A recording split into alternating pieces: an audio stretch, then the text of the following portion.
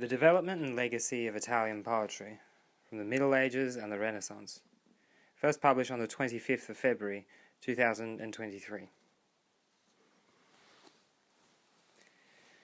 The majority of the effort that I expend on this website does not go into writing the essays that I publish semi-regularly on this blog.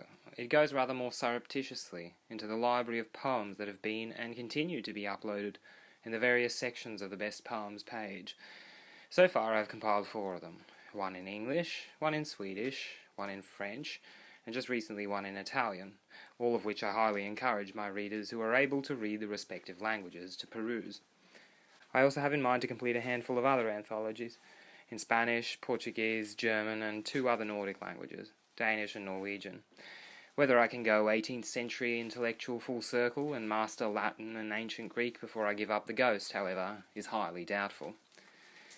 These sections ought to be of far more interest than the texts I personally write, since each of the completed anthologies, though calling them completed is not really honest, as they are being constantly updated, contains hundreds, if not thousands, of pages of versified wisdom and delight from minds far finer than my own. My hope is that the labour that has gone into them, from first winnowing them out of tens of thousands of poems that didn't make the cut, creating separate web pages for the respective authors, typing up their poems, editing the format, and proofreading them, will not have been in vain. The motivation behind this desire is certainly not financial. This website is and always will be unmonetized, and so if it is to be considered anything other than a labour of love, this entire project can only be deemed a great failure and liability for its owner in terms of the time and money spent creating it. My sole interest was, is, and I hope ever shall be, to propagate for the diffusion of high-quality poetry among a more popular readership. That's it. I am thus glad that Looking to Leeward has continued growing since its inception, but am somewhat disappointed that the posts that I have written tend to be viewed more than the works of many of the titans that these libraries feature, some of which cannot be found elsewhere on the web. I am particularly annoyed, but not so surprised, quite frankly, by the fact that the most viewed page on this website by far, it has almost 30,000 views and counting, is also the page that contains the website's single worst examples of poetry by far, namely those that Andrew Tate has written. I would therefore like to take the opportunity to write a post advertising the poetic library of Looking to Leeward. I'll be doing this by briefly presenting one of the sections of that library, the one of Italian poetry. I shall glancingly survey its historical development from its beginning through the Renaissance, and above all highlight its larger legacy on the development of poetry outside Italy, all the while exhibiting some poems that appear in the anthology. I shall be quoting the originals in Italian, and providing hasty, prosaic translations of my own immediately below these. Although the non-Italian reader will not get a justified artistic rendition into English thereby, there is another, more important reason for writing this post in English, and that is because it's not Italians but foreigners who need to be reminded of how vast the poetic inheritance from this part of the world is in their own respective languages. Italy during the late medieval period, the Renaissance, and a good part of the Baroque lay at the very forefront of the birth and development of a poetic vernacular in Europe, and was so influential in this position that it would be impossible to envision an alternative reality in which the poetic traditions of other European languages could be extricated from it. With the exception of the poetic legacy of the ancient world, I believe that there is scarcely any other culture that has had such a profound influence in the shaping of poetry written in just about every major European language. I like to think sometimes that the poetry of the Western world was conceived Greco-Roman, baptized biblical, and then to a very large extent Italian in its schoolboy years. The legacy of this influence centuries down the line today is both undeniable and inseparable. Laudato sie, mi Signore, cum tutte le tue creature, specialmente messor lo frate sole, lo quale giorno, et illumini noi per lui, ed ello è bello e radiante cum grande splendore, de te altissimo porta significazione. Laudato sì, mi Signore, per sora luna e le stelle, in cielo l'hai formate clarite e preziose e belle. Laudato sì, mi Signore, per frate vento e per aere, et nubilo et sereno, ed onne tempo, per lo quale alle tue creature dai sustentamento. Laudato sì, mi Signore, per sora acqua, la quale è molto utile, ed umile e preziosa e casta. In English, Praise be to you, my Lord, together with all your creatures, and especially my Lord, the sun, through whom you shine light upon us, for he is beautiful and radiant, and with great splendour, and carries the meaning of you. Praise be to you, my Lord, for sister moon and the stars. In the heavens you have shaped them, clear and precious and beautiful. Praise be to you, my Lord, for brother wind, and the air that is calm or clouded, and every season through which you nourish every living thing. Praise be to you, my Lord, for sister water, who is useful and humble and precious and chaste. From the Canticle of Creatures by St. Francis of Assisi. Italian poetry begins thus, with the words of one of the most extraordinary Europeans to have ever existed, St. Francis of Assisi. The ingenious boldness of opening the gates of poetry to the vernacular, the significance of which tends to be overlooked, was simply a continuation of St. Francis' religious conviction that God's wisdom and the beauty of his creation could be expressed in the tongue of common men. Now think about how radically democratic such an act must have been in a world where only Latin and Greek were deemed worthy of religious subjects for centuries to come. Perhaps no other single figure has since had such a lasting effect on the development of religious verse, and the spirit seen here in the Canticle of Creatures above rings in so much religious verse that I can think of. Here it is, for example, in the next major Italian inheritor, a fellow Franciscan from the 13th century by the curious name of Jacopone da Todi. Fresca riviera, ornata di fiori, tu sei la spera di tutti i colori. Guida la schiera di noi peccatori, sica savori della tua benignanza. Ave Maria, di grazia plena, tu sei la via, che vita ci mena. Di tenebria traesti di pena, la gente terrena, che era in gran turbanza. In English, fresh landscape, covered in flowers, you are the prism of every colour. Lead the herd of us sinners, that I may taste of your goodness. Hail Mary, full of grace, you are the path which leads us to life. You brought away all humankind in great distress from darkness and pain. From Altissima Luce by Jacopone da Todi.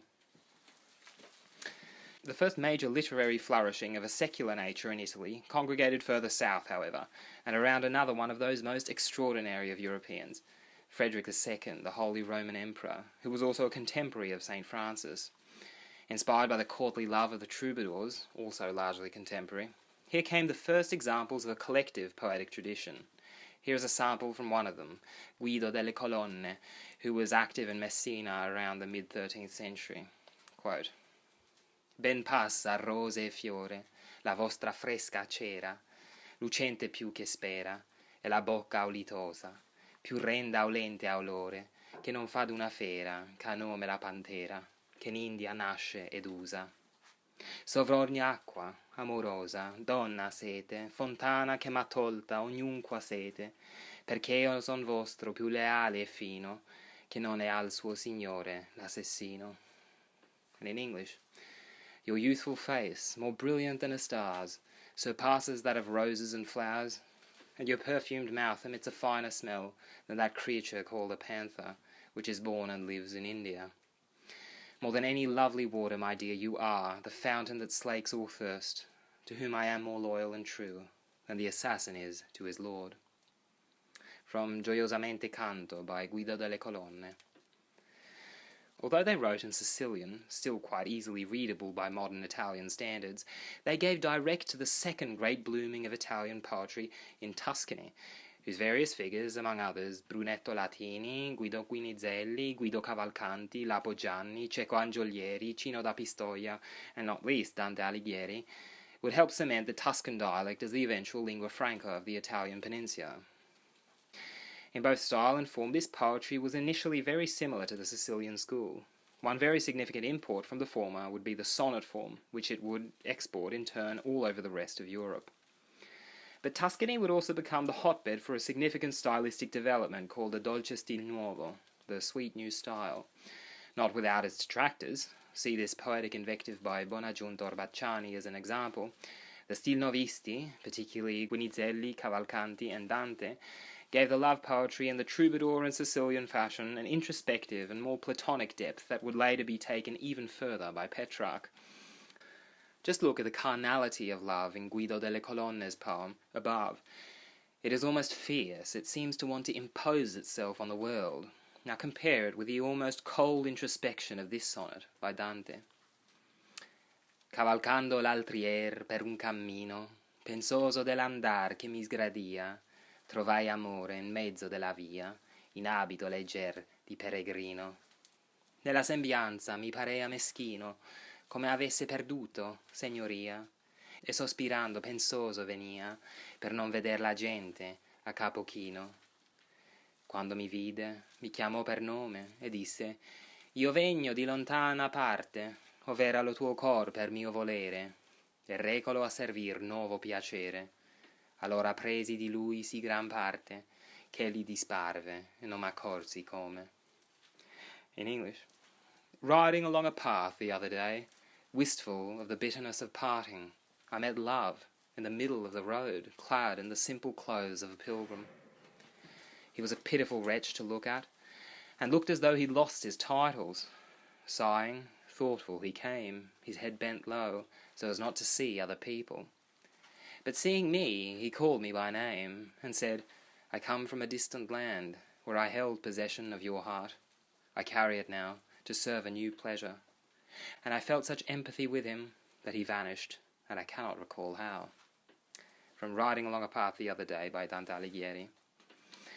We must stop here to give particular mention to Dante and his Commedia, a work of such immensity that it has to be considered as something of a parenthesis, or even an anomaly, within the trajectory of not just medieval Italian literature, but of all literature ever written. Yes, the work is heavily rooted in 13th century Florence.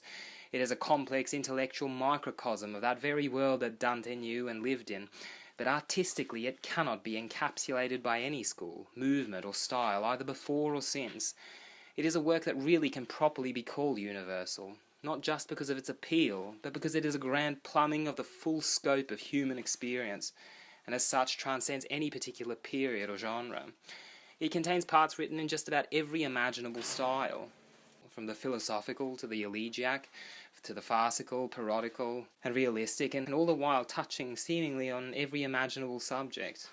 Besides this, so many parts of it feel entirely out of place in the expectations of medieval-era literature, and read much more like later developments from the Romantic or even the modern era. Just compare the idealized, dare I say exaggerated, nature of love in Guido delle Colonne, or any contemporary of his for that matter, with Dante's realistic handling of the subject in the famous episode of Paolo and Francesca from Canto 5th of the Inferno. Murdered by Francesca's husband because of their infidelity, for which they now suffer eternal torment together, she relates the story of how they fell in love with each other. Ma sa conoscer la prima radice del nostro amor tu hai cotanto affetto, dirò come colui che piange e dice: Noi leggiavamo un giorno per diletto di lancialotto come amor lo strinse, soli eravamo e senza alcun sospetto. Per più fiate gli occhi ci sospinse quella lettura e scolorocci il viso, ma solo un punto fu quel che ci vinse. Quando leggemmo il disiato riso esser baciato da cotanto amante, questi, che mai da me non fia diviso, la bocca mi baciò tutto tremante. In English. But if you really want to know where our love began, I'll tell you, as one who both speaks and weeps. One day, for pleasure, we were reading of Lancelot and how love gripped hold of him.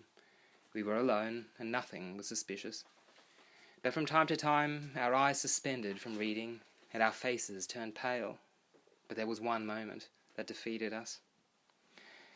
It was when we read of her laughing smile, and how many a lover longed to kiss it. And then he, who shall never leave me here, all a tremble, his lips kissed mine. From Canto 5th of the Inferno by Dante Alighieri. How ravishing this is. Dante contrasts the fake representation of love in the courtly tradition of the book they are reading with a very realistic portrayal of a moment where a young couple fall in love.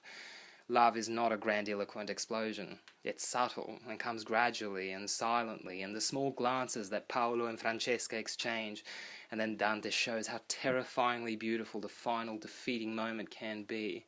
They grow pale when they realize what is happening, and Paolo is shaking, almost with terror, when he finally kisses her. absolutely sublime. Although Dante is the fountain from which all Italian literature since issues, the first Italian who would have a direct cosmopolitan influence was Petrarch, who in his Canzoniere turned lyric poetry into something far more linguistically complicated than it had been earlier, into a more compact exposition of thought layered in metaphor, complex imagery, and wordplay. As such, with Petrarch it really feels like poetry takes a stylistic leap into a form that is much more similar to the poetry of today, and his was a style that was imitated directly by succeeding poets all over Renaissance Europe. In English, the debt to Petrarch is most blatantly obvious during the Tudor period, with poets such as Thomas Wyatt, who also wrote fine translations of his, Henry Howard, Philip Sidney, Fulk Greville, and Edmund Spenser. Even Shakespeare's sonnets largely read like Petrarch's, don't you think? Erano I capei d'oro a Laura sparsi, che in 1000 dolci nodi gli avvolgea, e il vago lume oltra misura ardea, di quei begli occhi, corne son sì scarsi, e il viso di pietosi color farsi, non so se vero o falso, mi parea, i che l'esca amorosa al petto avea, qual meraviglia se di subito arsi, non era l'andar suo cosa mortale, ma d'angelica forma, e le parole sonavan altro che pur voce umana. Uno spirito celeste, un vivo sole, fu quel chi vidi, e se non fosse ortale, piaga per allentar d'arco non sana. And in English, her golden hair was dispersed on the air, and tied in 1,000 sweet knots, and the weak light burned beyond measure from those lovely eyes which has since died down. Her face took on such pitiful hues that I could not tell if they were false or true. I had love's bait within my breast.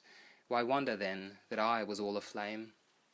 She did not walk with a mortal step, but an angelic form, and her words spoke with a different, inhuman sound. A heavenly spirit, a living light was what I saw, and though time has changed, my wounds won't heal, struck by that distant archer. Now compare this with St. Francis, Delle Colonne, or even Dante, where the language is far simpler, less figurative and more direct. The most conspicuous absence in these former poets is perhaps the use of metaphor, although they exist here and there, such as in St. Francis' Brother Wind and Sister Water, or in Dante's Allegory of Love. They are quite tame and few and far between. Petrarch's, on the other hand, is just swimming in them. The light burns, his love is a bait, love is a cruel archer, etc., not to mention other rhetorical devices like contrasts, most obviously between the mortal and the divine, and just the wittiness of it all. Now just look at the first line where the noun aura, air in Italian, together with a definite article, l, is a conscious play on his beloved's name, Laura. Scarcely any later figure of the Renaissance was spared of this influence. One of the major successors was Matteo Maria Boiardo, who is most famous for writing perhaps the first great epic of Italian literature, the Orlando Innamorato, inspired by the chivalresque story of Roland. It would have a direct influence on the publication of two other major epics within less than a century, the Orlando Furioso by Ludovico Ariosto and Gerusalemme Liberata by Torquato Tasso, by which time Italian poetry had really established a literary tradition of its own. Owing no doubt to its vogue, it's noteworthy that all three of these works were translated into English already during the 16th century, and their common use of the ottava rima must no doubt have been a major influence on its later adaptation in English into a number of major works such as Don Juan by Lord Byron, and the invention of the Spenserian stanza in The Faerie Queene. Torquato Tasso, probably the most read of the three aforementioned authors today, was a Neapolitan, and during the later Renaissance, Naples had established itself as a cultural nexus. One of the most important of its Renaissance figures was Jacopo Sanazzaro, who probably more than any other artist was responsible for reviving and re-elaborating the pastoral ideal of Arcadia in his eponymously titled work, written around the year 1480. Whether or not this was a source of inspiration for Sir Thomas More's appropriation of the Arcadian ideal in his philosophical work Utopia from 1516 is uncertain, but its artistic legacy is undeniable in works such as Sir Philip Sidney's The Countess of Pembroke's Arcadia, Shakespeare's As You Like It, and Milton's great pastoral elegies, to just mention a few. One interesting novelty with pastoral literature is the strong presence of the natural world being in symbiosis with human civilization. Looking back on the ancient world as an ideal, the pastoral poem also tends towards a tone of lament for something that has been lost.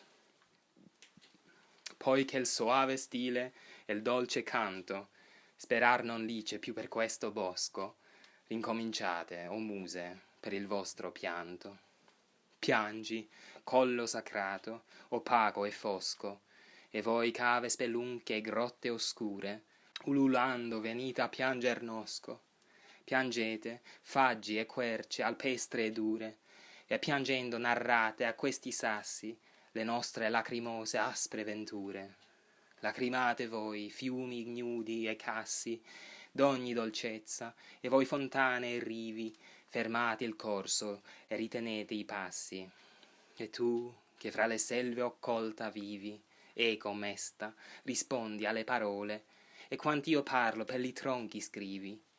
Piangete, valli abbandonati e sole, e tu terra, dipingi nel tuo manto i gigli oscuri e nere le viole. In English. Since the soft manner and sweet song can no more be hoped for in this wood, strike up again, O muses, your mournful song. Weep, sacred hill grown dark and gloomy, and you deep and darkened caves, come and howling join in our wail. Weep, you beeches and strong alpine oaks, and weeping recount to these rocks of our bitter and mournful fate. Shed tears, you bare and futile streams, stripped of sweetness, and you fountains and shores, cease your journey, hold your step. And you, who live hidden among the woods, mournful echo, give answer to my words, and write what I speak upon the trunks of trees. Weep, you abandoned lonely vales, and you, earth, paint dark the lilies and black the violets with your cloak. From Arcadia by Jacopo Sannazzaro. Irrespective of its historic importance, Sannazzaro's poem is a masterpiece and still reads fantastically today. All the works cited here were written before the 16th century, and it is really striking how early Italian poetry and the Italian language solidifies into a very concrete form. While English was still in its fledgling middle form with only a few major works under its belt, and which can often be quite hard for contemporary readers to get through, Italian already looked more or less identical to the language spoken today, and could boast scores of enduring authors and masterpieces. Although Italian literature would continue to exert a major influence in Europe throughout the Baroque and beyond, it would also increasingly contend with rivals of equal strength. I will outline the legacy of this period through to our current day in a later post.